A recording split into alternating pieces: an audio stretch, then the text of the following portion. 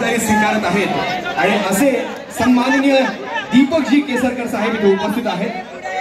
रुपेशजी पाटील साहेब ज्यांनी या भव्य दिव्य कार्यक्रमाचं आयोजन केलेलं आहे त्यांच्या शुभ हस्ते माननीय मंत्री महोदयांचं स्वागत आणि सत्कार संपन्न होतोय।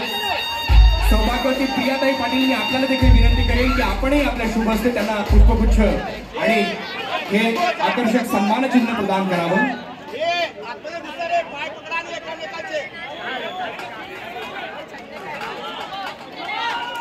या महाराष्ट्रात शिक्षणाची गंगा घराघरात पोहोचावी आणि जनसामान्यांना देखील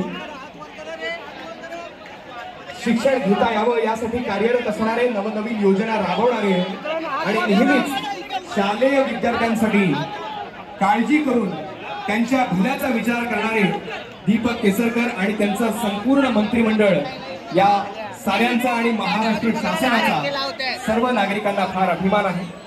उपस्थित केसरकर साहेबांना मी विनंती करेन की आपण उपस्थितांना शुभेच्छा द्याव्यात। आज नारळी पौर्णिमा देखील आहे आणि नारळी पौर्णिमेच्या निमित्तानंच यंग उमरखाडी क्रीडा मंडळ व गोविंदा पथक दरवर्षी नारळी पौर्णिमा चोर गोविंदा आयोजित करतं।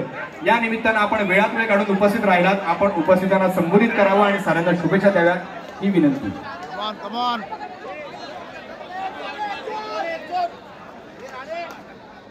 बॅकअप द्यायचा आहे 4 1